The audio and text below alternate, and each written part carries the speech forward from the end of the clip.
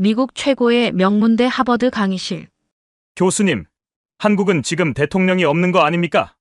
자리를 박차고 일어난 일본 유학생 유키가 이어 말했습니다.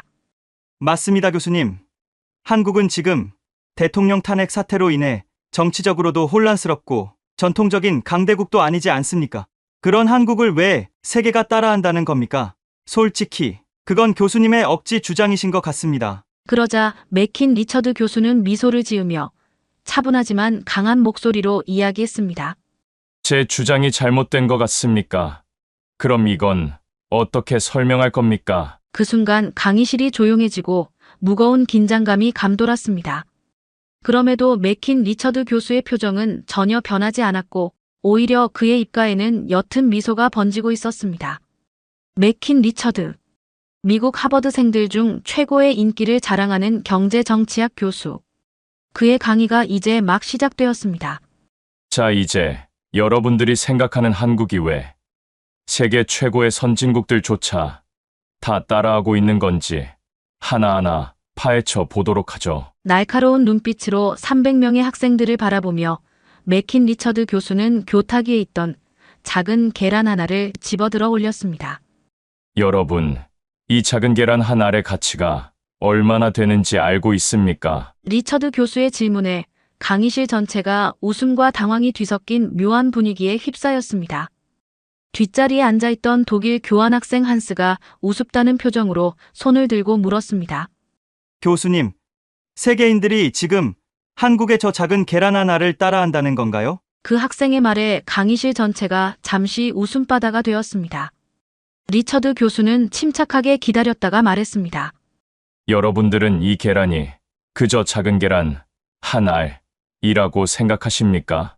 미국과 유럽인들, 그리고 여러분들이 주식으로 먹고 있는 빵, 파스타, 케이크, 아침 식사, 이런 곳에 계란이 안 들어가는 데가 있나요? 강의실이 순식간에 조용해졌습니다. 이 계란은 가장 완벽한 영양분을 담은 자연이 준 최고의 선물입니다. 단백질, 지방, 비타민, 인류 역사상 가장 중요한 식품 중 하나죠. 하지만 지금 이 작은 계란 하나가 전 세계 경제 시스템의 취약점을 드러내고 있습니다. 스크린에 충격적인 이미지들이 나타났습니다. 텅 빈 미국 마트의 계란 코너, 계란을 구하지 못해 줄 선 일본 시민들, 폐쇄된 유럽의 제과점들까지 미국 슈퍼마켓에서 계란 한 판이 13,000원까지 치솟았습니다. 맨해튼의 레스토랑들은 계란 메뉴를 삭제했죠. 일본은 학교 급식에서 계란이 사라졌고 도쿄 편의점에선 1인 한 판 제한 판매를 시작했습니다. 리처드 교수는 학생들의 충격받은 표정을 지켜봤습니다. 유럽연합 전역에서 조류 독감이 창궐했습니다. 프랑스 베이커리 산업이 위기에 빠졌고 독일은 계란 가격 폭등으로 시위가 벌어졌습니다. 경제 강대국들이 계란 한 알 앞에서 무너지고 있습니다.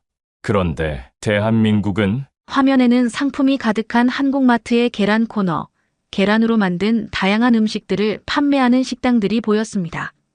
편의점에서도, 마트에서도, 배달앱에서도 계란을 쉽게 구할 수 있습니다. 한국인들에게 계란 대란은 뉴스로만 존재합니다. 일본 유학생 유키가 손을 들었습니다. 그건 말도 안 돼요. 한국도 조류 독감이 심각했잖아요. 리처드 교수는 날카롭게 미소 지었습니다. 정확합니다. 한국도 최악의 조류 독감을 겪었습니다. 그런데 어떻게 계란 공급이 끊기지 않았을까요? 스크린에 한국의 AI 기반 방역 예찰 시스템 도표가 나타났습니다. 한국은 AI가 24시간 전국 가금류 농장을 감시합니다. 조류 독감 발생 48시간 전에 예측하죠. 발생 직후엔 선제적 살처분으로 확산을 막고 동시에 비상 공급망을 가동합니다. 이건 계란의 문제가 아닙니다. 시스템의 문제죠. 한국은 위기를 예측하고 대응하고 극복하는 시스템을 구축했습니다. 학생들의 표정이 완전히 달라졌습니다. 처음에 비웃음은 온데간데없고 진지한 집중력만 남았습니다. 세계는 이 작은 계란 하나에 무너졌습니다. 그런데 한국은 그걸 지켜냈죠. 그래서 지금 이 순간에도 미국, 일본, EU는 한국의 시스템을 연구하고 있습니다. 그들의 질문은 이제 하나뿐입니다. 어떻게 하면 한국처럼 될 수 있을까? 리처드 교수는 다음 슬라이드로 넘어갔습니다. 도로 위에 멈춰선 택시들의 모습이 보였습니다. 그런데 이건 시작에 불과합니다. 이제 세계의 교통 시스템을 완전히 바꿔놓은 한국의 택시 이야기로 넘어가 보겠습니다. 여러분, 택시를 탔을 때 기사님 위치, 요금, 예상 시간까지 다 보여주는 시스템 어디서부터 시작됐을까요? 리처드 교수의 질문에 학생들 사이에서 웅성거림이 일었습니다. 한 학생이 자신있게 손을 들었습니다. 우버요. 미국에서 시작된 혁신이죠. 다른 학생들도 고개를 끄덕이며 동의했습니다. 리처드 교수는 의미심장한 미소를 지으며 고개를 천천히 좌우로 흔들었습니다. 아니요, 카카오티입니다. 스크린에 카카오티 앱 인터페이스가 나타났습니다. 학생들의 얼굴에 의아한 표정이 스쳤습니다. 카카오. 뭐라고요? 리처드 교수는 스크린을 가리키며 설명을 이어갔습니다.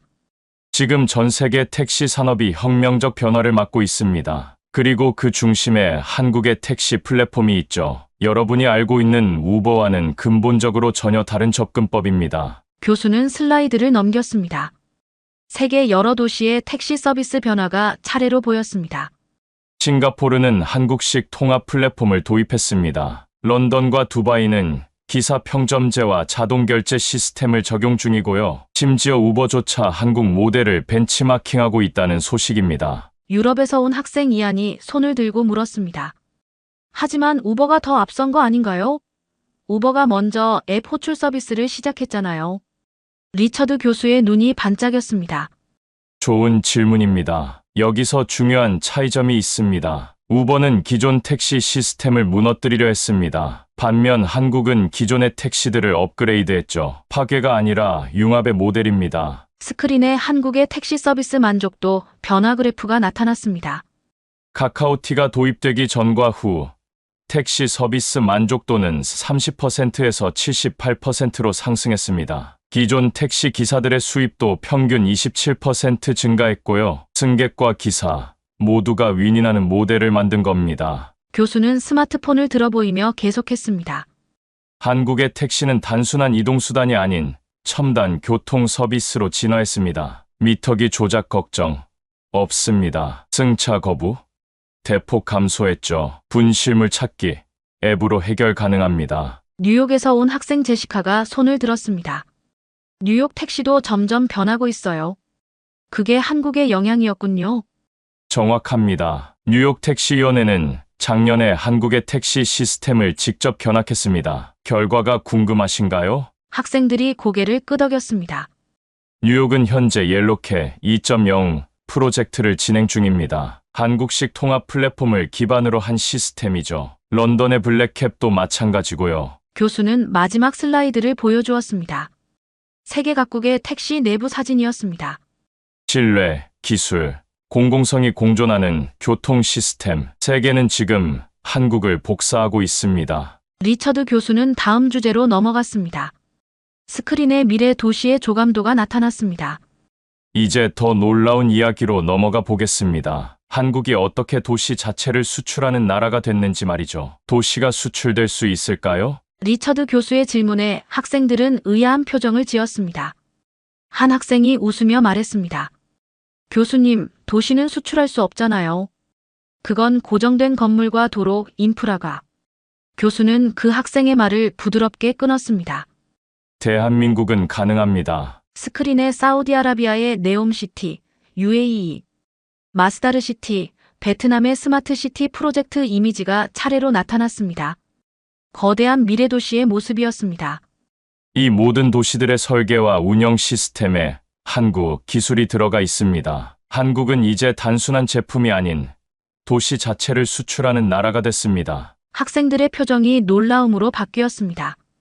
리처드 교수는 슬라이드를 넘겼습니다. 판교, 송도, 세종. 이 도시들은 한국이 만든 스마트 시티의 대표 사례입니다. 사우디 왕세자부터 UAE 왕족들까지 중동의 최고 지도자들이 직접 방문해 벤치마킹하죠. 스크린에는 한국의 스마트시티 시스템 도표가 나타났습니다. 교통, 에너지, 안전, 행정, 환경 등 모든 영역이 하나로 통합된 시스템이었습니다. 중국에서 온 학생 리가 손을 들었습니다. 중국도 스마트시티를 많이 건설하고 있는데 한국과는 어떤 차이가 있나요? 리처드 교수는 자신있게 대답했습니다.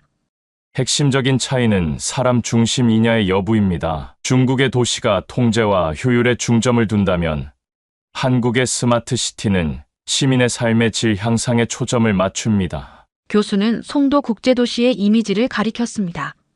이 도시는 쓰레기를 매립하지 않습니다. 자동 집화 시설로 모든 쓰레기가 지하 파이프를 통해 운반되죠. 주차 문제, 자동 주차 시스템이 해결합니다. 교통 체증, 실시간 교통정보와 AI, 신호 제어로 최소화됩니다. 뒷자리에 앉은 독일 학생 한스가 손을 들었습니다.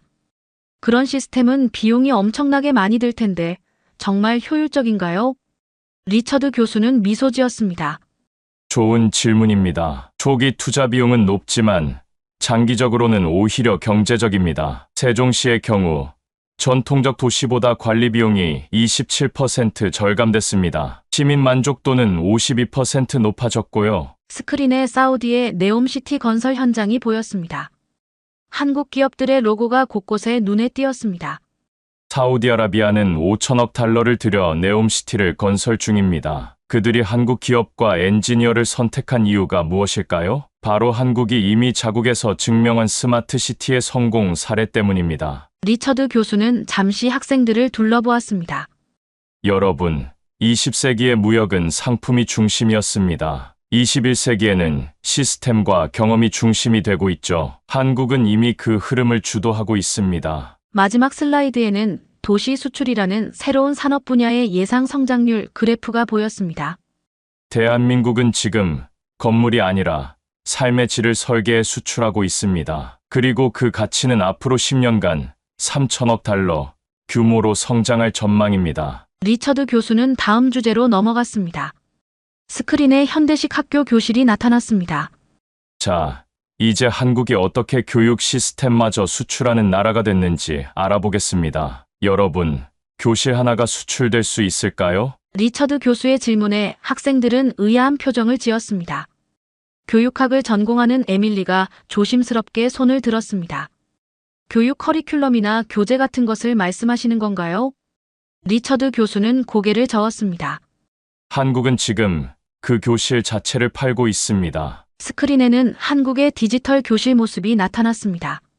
학생들이 태블릿으로 수업에 참여하고 교사는 전자칠판으로 수업을 진행하는 모습이었습니다. 학생이 아니라 시스템이 스마트한 나라, 그게 바로 한국입니다. 리처드 교수는 다음 슬라이드를 보여주었습니다. 한국의 교육행정정보 시스템 NEIS의 구조도였습니다.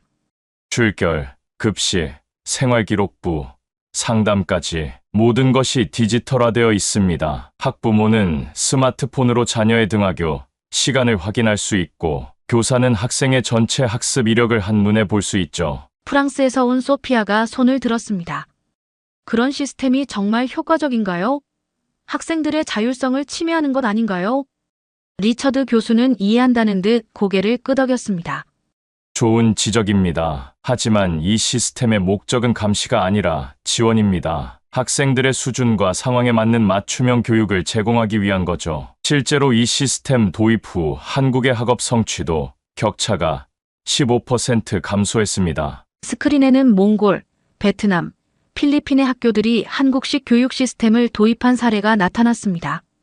이 국가들은 이미 한국의 교육행정 시스템을 도입했습니다. 유럽 교육청들도 한국의 학생관리 데이터 시스템을 연구 중이죠. 에밀리가 다시 손을 들었습니다. 하지만 한국 교육은 경쟁이 너무 심한 거 아닌가요? 입시 위주의 교육으로 학생들의 창의성이 억압된다고 들었는데요. 리처드 교수는 진지한 표정으로 대답했습니다. 좋은 지적입니다. 한국의 입시 문화에 대한 비판은 분명히 있습니다. 하지만 오늘 이야기하는 건 입시 문화가 아니라 교육행정 시스템입니다. 전 세계는 지금 이 효율성과 통합성에 감탄하고 있습니다. 교수는 OECD 국가별 디지털 리터러시 순위 그래프를 가리켰습니다. OECD 국가 중 한국 학생들의 디지털 문해력이 최상위권입니다. 코로나19 팬데믹 때도 한국은 가장 빠르게 온라인 교육 시스템을 구축했죠. 다른 나라들이 몇 달 걸린 것을 한국은 2주 만에 해냈습니다. 리처드 교수는 마지막 슬라이드를 보여주었습니다. 한국의 교육 시스템을 도입한 몽골 학교 학생들의 성적 향상 그래프였습니다. 가장 중요한 건 성과입니다. 몽골은 한국식 교육 시스템 도입 후 전국 학력 평가 점수가 평균 18% 상승했습니다. 학생들의 중퇴율도 22% 감소했고요. 교수는 의미심장한 미소를 지으며 말을 이었습니다. 대한민국은 교과서만 수출하는 나라가 아닙니다. 이젠 교실 전체를 수출하고 있습니다. 그리고 그 결과는 교육의 혁명을 일으키고 있죠. 리처드 교수는 다음 주제로 넘어갔습니다. 스크린에 한국의 정부 24앱 화면이 나타났습니다. 이제 더 놀라운 이야기로 넘어가 보겠습니다. 공무원 없이도 돌아가는 나라, 디지털 정부의 세계 최강자 한국입니다. 여러분, 이사신고, 주민등록증 발급, 등본 출력, 이런 걸 하기 위해 줄을 선 적 있습니까? 리처드 교수의 질문에 거의 모든 학생들이 고개를 끄덕였습니다. 미국 학생 마이클이 경험을 나눴습니다. 지난달 운전면허를 갱신하려고 DMV에서 3시간을 기다렸어요. 최악이었죠. 다른 학생들도 공감하며 웃었습니다.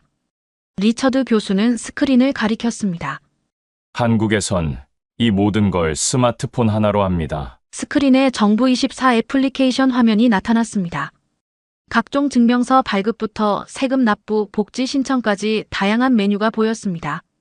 한국은 세계 최초로 주민등록증을 모바일로 구현했습니다. 모바일 신분증 하나로 투표, 은행 업무, 보험 계약까지 가능하죠. 실물 카드가 필요 없는 세상이 온 겁니다. 독일 교환학생 한스가 손을 들었습니다.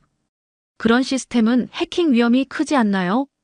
독일에서는 개인정보 보호 때문에 디지털화를 꺼리는데요. 리처드 교수는 고개를 끄덕였습니다.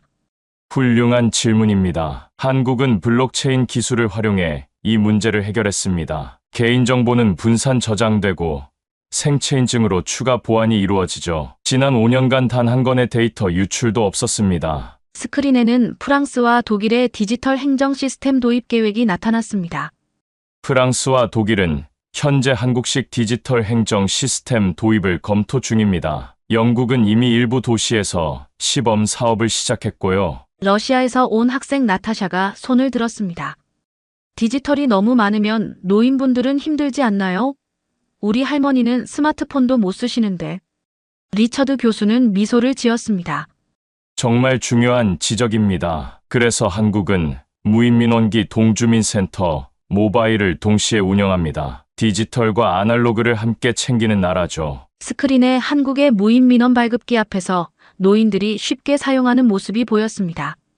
게다가 한국은 디지털 튜터 제도를 운영합니다. 젊은 자원봉사자들이 노인들에게 디지털 기기 사용법을 가르치는 거죠. 현재 65세 이상 한국 노인의 디지털 접근성은 OECD 평균보다 32% 높습니다. 리처드 교수는 UN 전자정부 평가 순위표를 보여주었습니다. 한국이 당당히 1위를 차지하고 있었습니다. 한국은 지난 10년간 UN 전자정부 평가에서 7번이나 1위를 차지했습니다. 이제 세계 각국 정부는 한국에 묻습니다. 어떻게 하면 당신들처럼 될 수 있을까요? 교수는 마지막 슬라이드를 보여주었습니다. 한국의 전자정부 시스템을 도입한 개발도상국들의 행정 효율성 향상 그래프였습니다. 기술이 아닌 배려와 의지로 만든 시스템. 그게 바로 대한민국입니다. 그리고 이제 그 시스템은 전 세계로 퍼져나가고 있습니다. 리처드 교수는 다음 주제를 소개했습니다. 스크린에 한국병원의 모습이 나타났습니다. 이제 더 놀라운 이야기로 넘어가겠습니다. 병원 운영 시스템까지 수출하는 나라, 한국의 의료 혁명입니다. 오늘 진료받고, 오늘 검사하고, 오늘 결과 받는 병원 여러분, 상상할 수 있나요? 리처드 교수의 질문에 학생들 사이에서 웅성거림이 일었습니다. 한 학생이 고개를 저으며 말했습니다. 불가능해요. 제가 지난주 혈액 검사 결과 받으려고 일주일 기다렸는데요. 다른 학생들도 비슷한 경험을 공유하며 동의했습니다. 리처드 교수는 미소를 지었습니다. 네, 한국에선 기본입니다. 스크린에 서울의 대형 병원 모습이 나타났습니다. 첨단 의료 장비와 세련된 인테리어, 그리고 환자들이 태블릿으로 진료 정보를 확인하는 모습이 보였습니다. 한국의 의료 시스템은 세계에서 가장 효율적이라고 평가받고 있습니다. 진료부터 검사, 결과 확인까지 하루 안에 끝낼 수 있죠. 심지어 복잡한 MRI나 내시경도 당일 진행 가능합니다. 미국에서 온 학생 제시카가 놀란 표정으로 손을 들었습니다. 저희 아버지는 MRI 예약하려고 한 달을 기다리셨어요. 어떻게 그게 가능한 거죠? 리처드 교수는 다음 슬라이드를 보여주었습니다. 한국병원의 통합 운영 시스템 도표였습니다. 비결은 완벽한 통합 시스템에 있습니다. 예약, 접수, 진료, 검사, 처방, 수납이 하나의 시스템으로 연결되어 있죠. 환자가 병원에 들어서는 순간부터 나갈 때까지 모든 과정이 최적화되어 있습니다. 스크린에 UAE와 카타르의 병원들이 한국 의료 시스템을 도입하는 모습이 나타났습니다. UAE와 카타르는 자국 병원의 운영 시스템을 한국식으로 전면 교체했습니다. 태국은 시범 적용 중이고 사우디아라비아는 현재 협상 중이죠. 일본 유학생 유키가 손을 들었습니다. 하지만 의료보험 때문에 가능한 거 아닌가요? 한국은 국민건강보험이 잘 갖춰져 있다고 들었는데요. 리처드 교수는 날카로운 질문에 빙그레 웃었습니다. 바로 그 건강보험조차 운영의 효율성과 통합 시스템으로 세계가 배우고 있는 겁니다. 한국의 건강보험 청구 시스템은 세계에서 가장 빠릅니다. 의사가 진료를 마치면 바로 청구가 이루어지고 환자는 즉시 할인된 가격으로 진료비를 납부하죠. 스크린에 미국과 한국의 의료비 청구 과정 비교 도표가 나타났습니다. 미국에서는 보험 청구 처리에 평균 17일이 걸립니다. 한국은 단 3초면 됩니다. 이게 바로 디지털 혁신의 차이입니다. 리처드 교수는 한국의 스마트 병원 사례를 보여주었습니다. 서울의 한 대형 병원은 인공지능으로 환자의 동선과 대기 시간을 분석합니다. 그 결과 평균 대기 시간이 65% 감소했죠. 심지어 검사실과 진료실 사이의 최적 이동 경로까지 환자 앱으로 안내합니다. 독일 학생 한스가 의아한 표정으로 물었습니다. 병원에 그런 첨단 시스템을 도입하면 비용이 많이 들지 않나요? 처음엔 그렇습니다. 하지만 장기적으로는 비용이 절감됩니다. 한국의 스마트 병원들은 운영비가 평균 23% 감소했고 의료사고는 45% 줄었습니다. 환자 만족도는 2배 이상 높아졌고요. 리처드 교수는 마지막 슬라이드를 보여주었습니다. 세계 의료 시스템 효율성 순위였고 한국이 당당히 1위를 차지하고 있었습니다. 의료기술은 많은 나라가 갖고 있습니다. 하지만 병원 시스템을 수출하는 나라는 대한민국이 유일합니다. 그리고 그 가치는 앞으로 10년간 2천억 달러 규모로 성장할 전망입니다. 리처드 교수는 다음 주제로 넘어갔습니다. 스크린에 서울의 CCTV 관제센터 모습이 나타났습니다. 이제 더 흥미로운 이야기로 넘어가 보겠습니다. CCTV가 감시가 아닌 신뢰가 된 나라, 한국의 치안 시스템입니다. 여러분, 밤 11시에 여성이 혼자 귀가할 수 있는 나라가 몇 개국이나 될까요? 리처드 교수의 질문에 강의실이 조용해졌습니다. 학생들은 서로 얼굴을 바라보며 난처한 표정을 지었습니다. 아무도 손을 들지 않았습니다. 서울에선 일상입니다. 스크린에 밤늦게 거리를 걷는 여성들의 모습이 나타났습니다. 화려한 네온사인 아래 활기찬 서울의 밤거리였습니다. 미국 CNN과 영국 BBC는 서울을 세계에서 가장 안전한 대도시 중 하나로 꼽았습니다. 살인율은 뉴욕의 15분의 1, 런던의 5분의 1에 불과하죠. 이런 안전은 어떻게 가능했을까요? 리처드 교수는 다음 슬라이드를 보여주었습니다. 서울 전역에 설치된 CCTV 지도였습니다. 서울에는 약 1만 5천 대의 CCTV가 있습니다. 그런데 흥미로운 점은 뭘까요? 서울 시민들의 83%가 더 많은 CCTV 설치를 원한다는 겁니다. 미국 학생 제이슨이 놀란 표정으로 손을 들었습니다. 미국에선 감시 사회를 두려워하는데 왜 한국 사람들은 CCTV를 더 원하는 거죠? 리처드 교수는 의미심장한 미소를 지었습니다. 바로 그 질문입니다. 한국에선 CCTV가 감시가 아니라 보호의 상징이 됐습니다. 서울의 CCTV는 AI와 연결되어 24시간 범죄 패턴을 분석합니다. 위험 상황이 감지되면 즉시 경찰에 알림이 가죠. 스크린에 서울 CCTV 통합관제센터 영상이 재생되었습니다. 수백 개의 모니터를 통해 도시 곳곳을 감시하는 첨단 시스템이었습니다. 이 시스템 덕분에 서울의 강력범죄 해결률은 92%입니다. OECD 평균인 63%보다 훨씬 높은 수치죠. 프랑스에서 온 에밀리가 손을 들었습니다. CCTV가 너무 많으면 프라이버시 침해 아닌가요? 항상 누군가 지켜본다는 건 불편할 것 같은데요. 리처드 교수는 고개를 끄덕였습니다. 중요한 지적입니다. 그런데 한국에선 이 균형을 절묘하게 맞췄습니다. CCTV 영상은 범죄 수사나 긴급 상황 외에는 열람할 수 없도록 법적으로 엄격히 제한되어 있죠. 게다가 모든 CCTV 위치는 공개되어 있고 시민들이 직접 설치 위치를 제한할 수도 있습니다. 스크린에는 베트남과 인도네시아가 한국의 CCTV 시스템을 도입한 사례가 나타났습니다. 베트남과 인도네시아는 이미 한국의 치안 시스템을 벤치마킹했습니다. 말레이시아와 필리핀도 도입을 검토 중이고요. 심지어 영국 경찰청은 한국의 AI 기반 CCTV 분석 시스템을 연구하기 위해 특별팀을 파견했습니다. 교수는 흥미로운 사례 하나를 더 소개했습니다. 서울에선 CCTV로 분실물을 찾을 확률이 68%입니다. 지갑을 잃어버렸다면 3일 내에 찾을 가능성이 높죠. 실종자 찾기에도 활용됩니다. 특히 치매 노인이나 아동이 실종됐을 때 평균 4시간 내에 발견된다고 합니다. 리처드 교수는 마지막 슬라이드를 보여주었습니다. 세계도시 안전지수 순이었고 서울이 상위권에 자리하고 있었습니다. 세상엔 CCTV를 두려워하는 나라가 있고 그 기술을 신뢰로 만든 나라가 있습니다. 그게 바로 대한민국입니다. 그리고 이제 세계는 한국의 방식을 따라가고 있습니다. 리처드 교수는 마지막 주제를 소개했습니다. 스크린에 세계 지도가 나타났고 한국이 밝게 빛나고 있었습니다.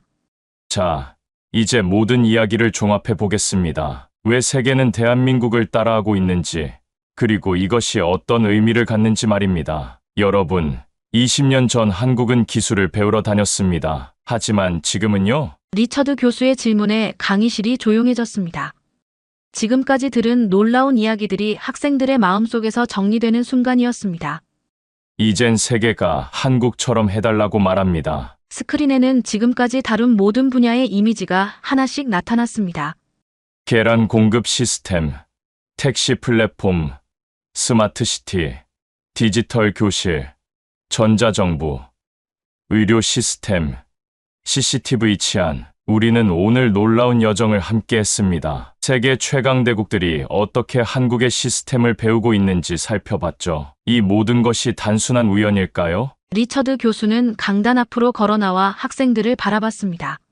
한국이 이처럼 세계의 스탠다드가 될 수 있었던 비결은 무엇일까요? 학생들 사이에서 몇몇 손이 올라갔습니다. 미국 학생 마이클이 먼저 대답했습니다. 기술력이요.